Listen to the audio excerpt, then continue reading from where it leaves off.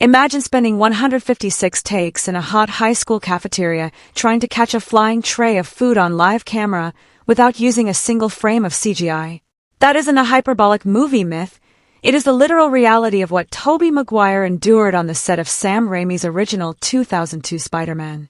With Spider-Man, Brand New Day breaking advanced ticket booking records worldwide and pushing Tom Holland into his 10th consecutive year wearing the suit, the web-slinger isn't just a movie franchise anymore. He is a multi-generational cinematic institution. The last 72 hours have seen an unprecedented surge of online energy surrounding the character. Global box office tracking indicates an opening weekend approaching $500 million, fueled by emotional press tour interviews with Zendaya and director Destin Daniel Cretton detailing Peter Parker's complete isolation after the memory-wiping events of No Way Home. But as social media feeds overflow with trailer breakdowns and red carpet clips, something fascinating has happened in the commentary space. The hype surrounding the newest chapter has triggered a collective nostalgia wave, causing fans, critics, and film historians to re-examine the wild, chaotic, and often unbelievable production history that brought this hero to the big screen in the first place. When you look back across 24 years of live-action filmmaking, you realize that the success of these movies was never a guarantee. It was the product of extreme physical dedication, near-disastrous studio legal battles, and strange behind-the-scenes decisions that sound made up until you check the call sheets. Take that iconic cafeteria scene from 2002. Most audience members naturally assume modern visual effects did the heavy lifting when Peter Parker catches Mary Jane and her entire lunch on a plastic tray. The truth is vastly more insane. Sam Raimi refused to use computer graphics for the sequence. They put sticky adhesive on Tobey Maguire's hand, lined the tray, and had him physically catch the prop food as it fell. It took an entire 16-hour filming day and 156 takes to get it right. Sony executives actually wanted to cut the scene from the final edit to save money, but Raimi fought relentlessly to keep it in because he knew a real physical stunt would resonate with audiences in a way early 2000s CGI never could. And the lunch tray wasn't even the weirdest physical practical effect from that movie. Remember the spider that actually bites Peter in the lab? That wasn't a digital construct either. Raimi needed a very specific red and blue spider, but the actual Black Widow they wanted to use was deemed far too dangerous for the set. Their solution? The production team brought in a live Steatota grossa, a false Black Widow, put the insect under mild anesthesia, and literally hand-painted its shell red and blue with non-toxic cosmetic paint. Somewhere in a studio vault exists a small container that held an internationally famous, painted spider that launched a multi-billion-dollar franchise. Yet long before Sam Raimi ever got a spider painted, the franchise almost took a turn so bizarre it would have changed superhero cinema forever. Back in the early 1990s, James Cameron wrote a 50-page script treatment for a Spider-Man film that was greenlit by Carolco Pictures. His vision wasn't the lighthearted neighborhood hero we know today. Cameron wanted Leonardo DiCaprio as Peter Parker and Arnold Schwarzenegger as Dr. Octopus. His draft was an intense, gritty, R-rated thriller featuring explicit profanity and a deeply uncomfortable scene where Peter explains the mechanics of spider mating to Mary Jane on top of the Brooklyn Bridge.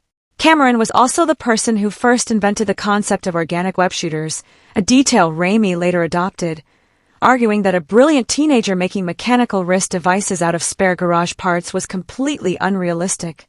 The project only collapsed because the film rights ended up tangled in a legendary multi-studio bankruptcy battle involving Canon Films, MGM, and Marvel, ultimately allowing Sony to acquire the rights in 1999 for what looks today like a pocket change, sum of just $10 million. That transition from corporate chaos to silver screen magic is what makes the fan discourse around these movies so vibrant. Social media platforms are currently filled with creators breaking down these historical anecdotes alongside clips from the newest press tour. The public reaction isn't just about consumer excitement for another Marvel installment, it's an appreciation for how much sweat equity went into building this legacy.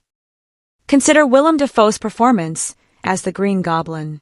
In an era where A-list actors frequently hand off action beats to stunt doubles wearing face replacement tracking dots, Dafoe made a point to perform 90% of his own stunts in the 2002 film. The Goblin armor consisted of 580 individually sculpted pieces that took a full hour to put on. The stunt coordinators initially assumed a 56-year-old theater actor would prefer to sit in his trailer while double performers flew on the glider. Instead, Dafoe insisted on learning the physical choreography himself so that the character's body language felt menacing and fluid. That unhinged physical presence set the gold standard for comic book villains for the next 2 decades. A performance so timeless that his return in No Way Home felt completely earned rather than like cheap fan service. As the franchise evolved through Andrew Garfield's era in The Amazing Spider-Man, that same spirit of raw, unscripted human emotion kept the films grounded even when studio notes got messy. Fans often debate the tragic climax of The Amazing Spider-Man 2, but few realize how much of the emotional weight came from pure improvisation. In the first film, during the high school library fight, Emma Stone actually improvised shouting Peter's real name while he was in costume, a mistake that made it into the final cut because it perfectly captured the panic of a real person in a superhero crisis.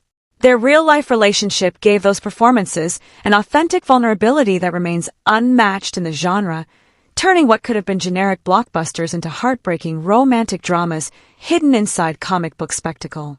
Then came Tom Holland, whose era brought its own absurd behind-the-scenes realities.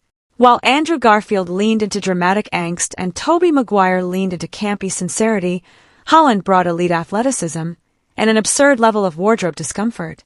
During the shooting of Spider-Man: Homecoming, Holland revealed on press tours that the skin-tight suit required him to wear a G-string underneath to prevent visible lines on camera. Because the costume was a single-piece unit TARDIS that took 45 minutes to put on, drinking water on set became a major ordeal.